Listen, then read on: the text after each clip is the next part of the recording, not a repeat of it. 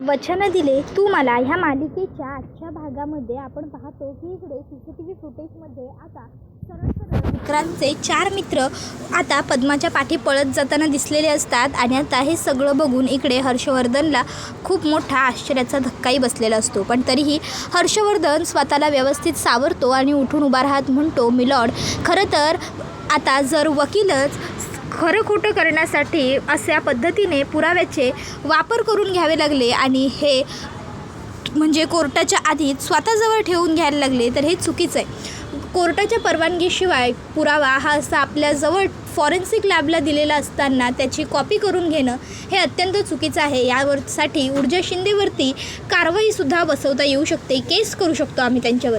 त्यावर ऊर्जा म्हणत असते, जज साहेबा, माझे सिनियर वकील ॲडव्होकेट हर्षवर्धन जहागीरदार यांना असं वाटतं की त्यांचा अनुभव दांडगा असल्यामुळे ते कोणालाही सहज तुरुंगात पाठवू शकतात.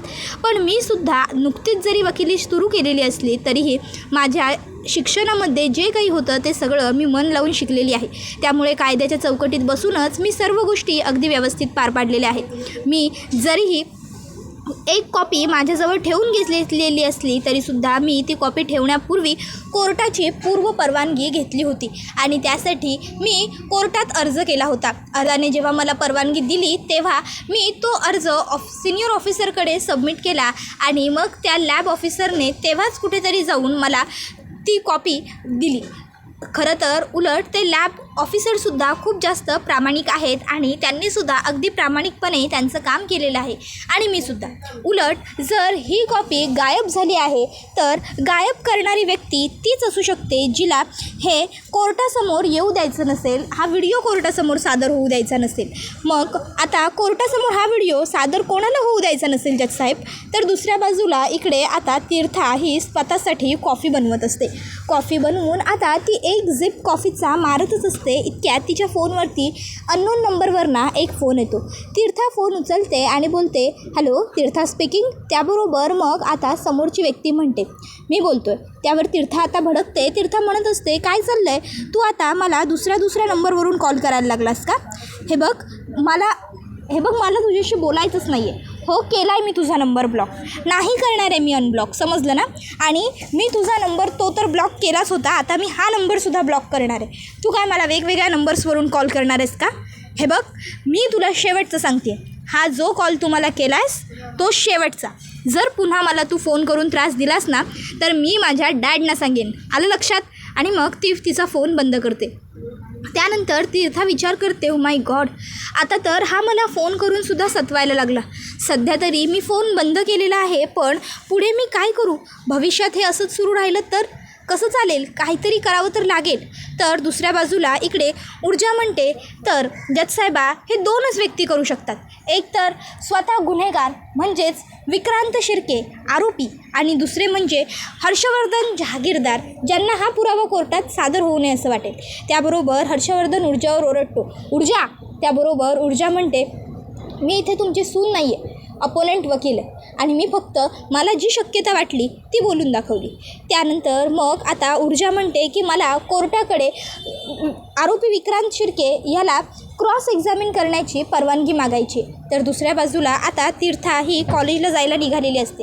इतक्यात तिकडे विजया येते. विजया तीर्थाला म्हणते, तीर्था, काय गं, काय झालं, कुठे हरवली आहेस? तीर्था म्हणते, मॉम, मला तुझ्याशी थोडं बोलायचं आहे. त्याबरोबर मग आता विजया म्हणते, कशा संदर्भात? तीर्था म्हणते, मॉम, मला तुझ्याबरोबर विक्रांतबद्दल बोलायचं आहे. त्यावर मग विजया म्हणते, केस संदर्भात? त्यावर ती म्हणते, नाही मॉम, वेगळा विषय. त्यावर विजया म्हणते, बोल. त्यावर मग तीर्था म्हणते, मॉम, हे बघ, सकाळी मला इकडे विक्रांतने काय मेसेज केला होता. त्याबरोबर विजया तो मेसेज वाचते. त्यामध्ये लिहिलेलं असतं, आज माझ्या कोर्टाची हिअरिंग आहे.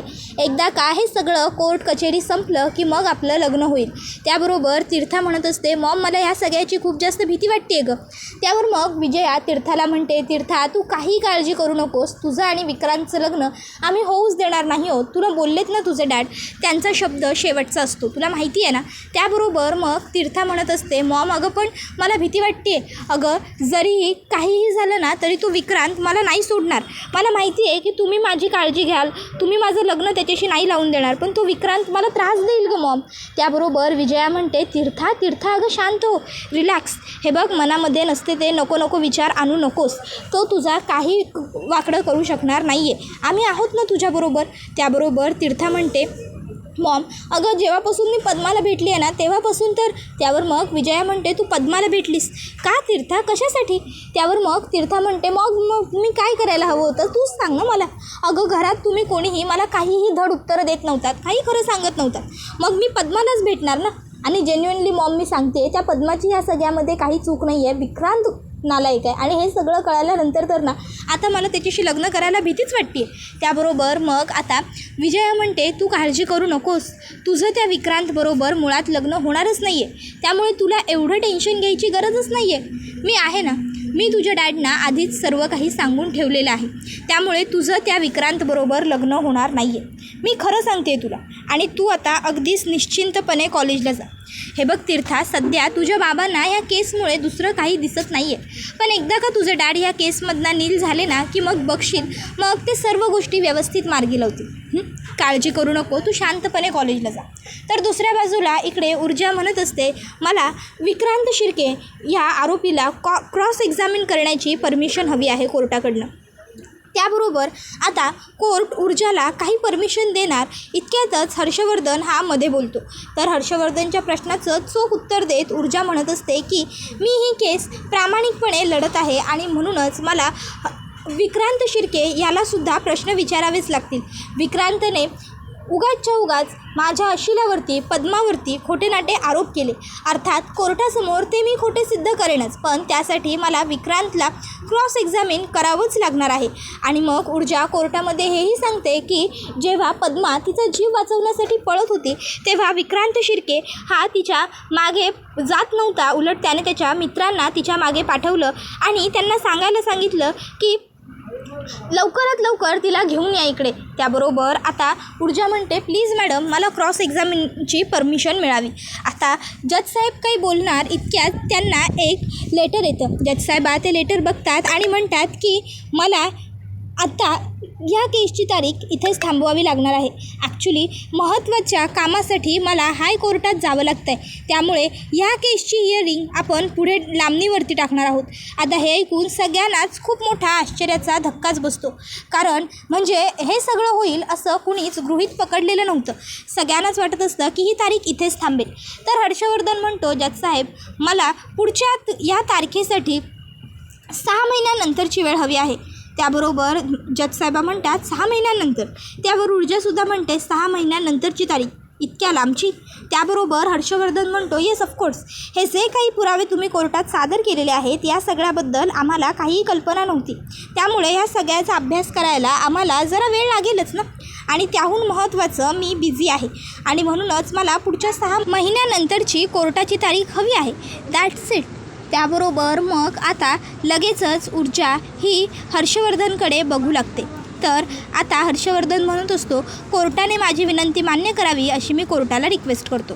त्याबरोबर मग ऊर्जा म्हणत असते, जजसाहेबा मी आधीच या केसमध्ये ऑलरेडी खूप विलंब झालेला आहे, त्यामुळे आणखीन इथे विलंब होऊ नये यासाठी कोर्टात ही केस फास्ट ट्रॅकवरती घेण्यात यावी असं पत्र दिलं होतं, म्हणून मी कोर्टाला विनंती करते की त्या पत्राचा, त्या अर्जाचा कोर्टाने व्यवस्थित विचार करावा आणि माझा जो अर्ज आहे तो मंजूर करावा. कोर्टात मी आधीच तुम्हाला अर्ज दिलेला आहे. त्याबरोबर आता हे ऐकून तर हर्षवर्धनला आश्चर्यच वाटतं. हर्षवर्धन म्हणतो, पण जजसाहेबा आम्हाला याबद्दलची पूर्वकल्पना नव्हती. त्याबरोबर आता जजसाहेबा ऊर्जाने सादर केलेला नमुना पहिला तपासून बघतात आणि मग त्यानंतर हर्षवर्धनला सांगतात. हर्षवर्धन अधिकारी ॲडव्होकेट ऊर्जा शिंदे यांनी अगोदरच त्यांना ही केस फास्ट ट्रॅकवरती हवी आहे अशी रिक्वेस्ट केलेली आहे, त्यामुळे आता ही केस इतक्यात दुसऱ्या बाजूला आता अर्पिता ही शौर्यच्या म्हणजे जहागीरदारांच्या घरी आलेली असते आणि ती हाका मारत असते, काकू काकू. त्याबरोबर शौर्यची आई येते आणि म्हणते, अगं अर्पिता तू इकडे अशी अचानक. त्यावर मग अर्पिता म्हणते, अहो हो ना काकू, अहो काय सांगू तुम्हाला, मला ना तुम्हाला खूप काही दाखवायचं आहे. अहो लग्नाची खरेदी करायची होती तर मग तयारीला सुरुवात केली. म्हणून म्हटलं की तुम्हालाही भेटून घ्यावं म्हणून इकडे आले. त्याबरोबर अर्पिताला लगेचच ती म्हणते, हो का, बरं चांगलं केलंस, ये ना ये बस. त्याबरोबर ती म्हणते, हो हो, मी तुझ्यासाठी काय आणू, सरबत घेशील? त्याबरोबर अर्पिता म्हणते, हो काकू कुठे चाललाय तुम्ही सरबत वगैरे आणायला? नाही नको, काही सरबत वगैरे नको, या तुम्ही इथे या आणि माझ्याजवळ बसा. त्याबरोबर मग आता लगेचच अर्पिता म्हणू लागते, काकू मी ना आज खूप खास कारणासाठी आली. आजी अहो तुम्ही या ना, या तुम्हीसुद्धा बसा, बरं झालं तुम्हीही आलात. काकू अहो तुम्ही उभ्या काय आहात, तुम्हीसुद्धा या, तुम्ही पण बसा. त्याबरोबर मग अर्पिता काही बॉक्सेस काढते आणि म्हणते, मला सांगा बरं या बॉक्समध्ये काय असेल? त्याबरोबर आता विजया म्हणते, हे काय असेल ह्या बॉक्समध्ये? नेकलेसचे सेट असतील. त्यावर अर्पिता म्हणते, चुकलात, एकच मिनिट हां. आणि मग लगेचच ती आता ते बॉक्सेस उघडते. त्यामध्ये आता तिथे मंगळसूत्र असतात. आता मंगळसूत्र बघून इकडे सगळ्यांनाच खूप मोठा धक्का बसतो. आता सगळीच जणं अर्पिताला म्हणतात, मंगळसूत्र. त्यावर अर्पिता म्हणते, हो मंगळसूत्र. काय सांगू काकू तुम्हाला, मी मंगळसूत्र घेताना किती कन्फ्युज्ड होते. म्हणून अहो मला ना असं वाटत होतं की मी कधी मंगळसूत्र सिलेक्ट करू आणि कसं. पण मला ना मॉमने हेल्प केली. मी म्हणत होते की जसं तू चॉईस करतेस तसंच शौर्याच्या आईची सुद्धा चॉईस महत्त्वाची आहे, आपण त्यांनाही बोलवून घेऊया. पण मॉम ना कधी कधी जरा वियर्डच वागते, तिचं काही मला कळतच नाही. मी म्हणत होते तुम्हाला बोलवून घे, पण मॉमने माझं ऐकलं नाही. म्हणून मग मी विचार केला की मीच जाईन आणि तुम्हाला घरी दाखवेन. बघा कसं वाटतंय तुम्हाला, सांगा ना. त्याबरोबर आता हे बघून आता शैलिजाला तर म्हणजे आश्चर्यच वाटतं. तर इकडे आता आजीसुद्धा म्हणजे घाबरते आणि विजयालासुद्धा विचित्र वाटतं. तर आता लगेचच इकडे अर्पिता म्हणत असते, शेवटी तुमची चॉईस महत्त्वाची आहेच ना, शेवटी शौर्याची आई आहात तुम्ही. त्याबरोबर विजया आता आजीकडे बघते. मग कुमुदिनी आजी आता ती लगेचच अर्पिताला म्हणू लागते, अर्पिता बेटा, अगं मंगळसूत्राची वगैरे डिझाईन ठरवायला अजून वेळ आहे, आपण ठरवू की निवांत, ते सगळं बघू आपण. मला सांग तू काय घेणार? आणि काय गं अर्पिता, तुला एवढ्या घाईतून उन्हातानातून येण्याची काय गरज होती? त्याबरोबर अर्पिता म्हणत असते, आजी अहो तुम्ही काही काळजी करू नका, तुम्हाला काय वाटतं मी टॅन होईन म्हणूनच तुम्ही माझी इतकी काळजी करताय ना? पण काळजी करण्याची काहीही गरज नाही आहे. मी आधीच ब्रायडल पॅच घ्यायला सुरुवात करणारच आहे ना आजपासून. त्यामुळे लग्नाच्या दिवसापर्यंत मी अगदी छान आणि टवटवीत दिसेल. मी उद्यापासूनच पॅच घ्यायला सुरुवात करणार आहे. त्यामध्ये manicure, pedicure, facial, hair care सगळं काही असणार आहे आणि स्किन केअरसुद्धा असणार आहे. त्यामुळे मी लग्नाच्या दिवशी अगदी छान आणि टवटवीत दिसणार आहे. बरं ते सगळं सोडा, तुम्ही मंगळसूत्राच्या डिझाईन्सचं सांगा मला. त्याबरोबर मग विजया म्हणते, अर्पिता अगं बाळा मी काय म्हणते, आपण हे सगळं नंतर निवांत सगळी बसून मिळून ठरवूया हां, आपण आता इतक्यात नको ठरवायला. अर्पिता म्हणते, हो असं काय करताय काकू, सांगा ना. मी एक काम करते, मी तुम्हाला एक एक मंगळसूत्र घालून दाखवते, तुम्ही सांगा मला कुठलं छान दिसतं इथे. त्यावर आता शैलिजा म्हणते, हो हो हे चांगलं आहे. त्याबरोबर मग आता एक एक मंगळसूत्र ती घालून बघत असते आणि विजयालासुद्धा दाखवत असते आणि म्हणत असते की कसं वाटतं हे मंगळसूत्र, कसं वाटतंय ते मंगळसूत्र. विजयाला कसं रिॲक्ट व्हावं, काय रिॲक्ट व्हावं हे काही कळतच नसतं आणि ती आता शांत बसलेली असते. तर आता लगेचच तिला अर्पिता म्हणत असते की काकू अहो अशा बसलाय काय, माझे फोटो काढा ना मंगळसूत्रावरती. त्याबरोबर मग आता विजया ही अर्पिताचे फोटोज क्लिक करू लागते. त्यानंतर मग आता अर्पिता म्हणते, बरं काकू मला ना यातलं तुम्हाला जे मंगळसूत्र आवडेल ते सांगाच, पण मी ना ही सगळी मंगळसूत्र खरेदी केलेली आहेत, म्हणजे मला ही सगळीच आवडली होती ना. मग मी मॉमला म्हटलं की सगळीच खरेदी करते आणि म्हणजे जेव्हा जे वाटेल तेव्हा ते आपल्या आवडीप्रमाणे घालता येऊ शकतं ना. हे मंगळसूत्राचं डिझाईन तर मला खूप खास करून आवडलं आहे, किती नाजूक आणि छान आहे ना, किती स्पेशल आहे आणि तुम्हाला माहिती आहे का हे प्रेस्टियससुद्धा तेवढंच आहे. त्याबरोबर मग मात्र आता इकडे विजयाचा राग वाढत जातो आणि ती रागाने शैलिजाकडे बघते. त्याबरोबर शैलिजा अर्पिताकडे येते आणि अर्पिताला म्हणते, अर्पिता बाळा रिलॅक्स शांत हो. अगं तू किती गडबड करतेस, हे बघ आपण बघूया ना, यातलं एक मंगळसूत्र आपण फायनल करूया, पण तू काढ बरं आधी मंगळसूत्र काढ हां. Very good. त्याबरोबर अर्पिता म्हणते, काकू आता तुम्ही सांगा मला कुठलं मंगळसूत्र फायनल करायचं आहे ते. त्याबरोबर मग आता विजया म्हणते, अगं मी निवांत सांगेन ना तुला, एवढी घाई कशाला करायची ना आपण मंगळसूत्र सिलेक्ट करण्यासाठी. त्यावर अर्पिता म्हणते, अहो काकू असं काय करताय, लवकर लवकर गोष्टी व्हायला हव्या ना.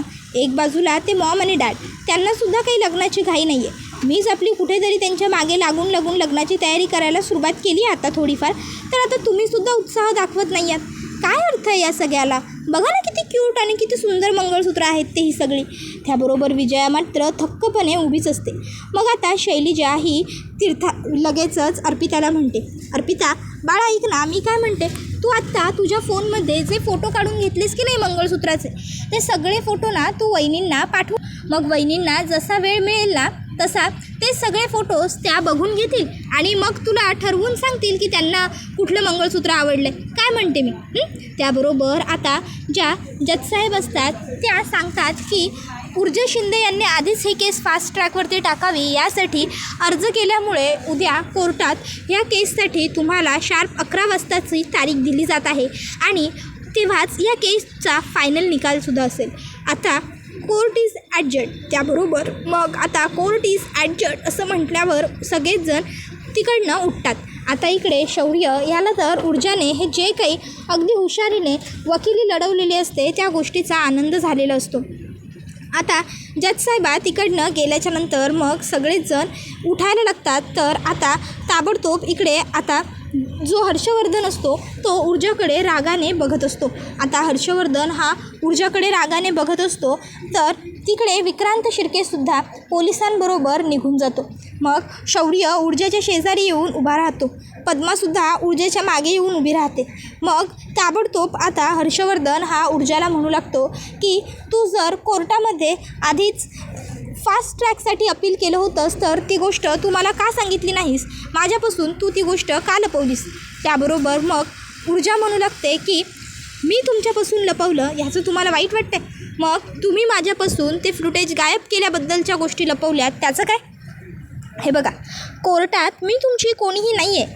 कोर्टात फक्त आपण दोघंही अपोनेंट आहोत आणि त्यामुळे उगाचच्या उगाच तुम्ही आता मला जास्त काही बोलू नका. ॲडव्होकेट हर्षवर्धन जहागीरदार.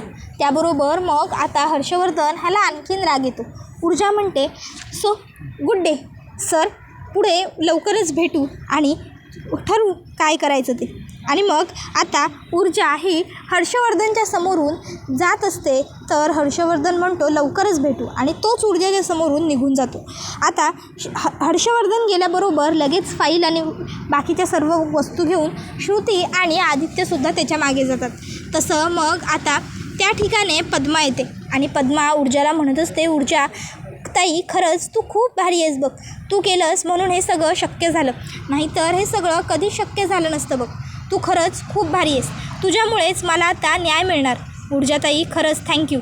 त्यावर ऊर्जा म्हणते, हे बघ पद्मा, उद्या जेव्हा तुला क्रॉस एक्झामिन करतील ना तेव्हा तुला अजिबात डगमगायचं नाही आहे. तुझ्याबरोबर जे काही झालं आहे, जे काही तू मला सांगितलं आहे ना ते सगळं तुला उद्या कोर्टासमोरसुद्धा बिनधास्तपणे न घाबरता न डगमगता सांगायचं आहे. उद्या आपल्याला आपल्या नशिबानेसुद्धा साथ द्यायला हवी.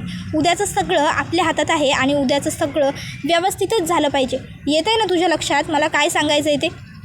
त्याबरोबर पद्मा म्हणते, ताई तू काळजीच करू नको, मी सगळं व्यवस्थित करेन बघ. त्याबरोबर ऊर्जा म्हणत असते, शाब्बास, आता सर्व गोष्टी आपल्या मताप्रमाणे मार्गी लागतील. त्यावर मग पद्मा म्हणते, ताई आपला पुढचा प्लॅन आपलं ठरलं आहे तसाच आहे ना. त्यावर ऊर्जा म्हणते, हो अगदी तसाच आहे. त्यावर शौर्य म्हणतो, म्हणजे नेमकं काय.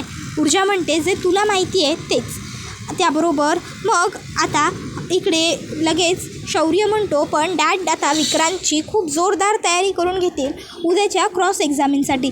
त्यावर ऊर्जा म्हणते, घेऊ देत ना, कितीही जोरदार तयारी करून घेऊ देत तुझ्या डॅडनी, पण शेवटी जे चूक आहे ते चूक आणि जे बरोबर आहे ते बरोबरच राहणार आहे, त्यामध्ये काही बदल होणार नाही आहे, समजलं. त्याबरोबर मग मात्र ऊर्जा भावनिक होते आणि हा व्हिडिओ इथेच संपतो.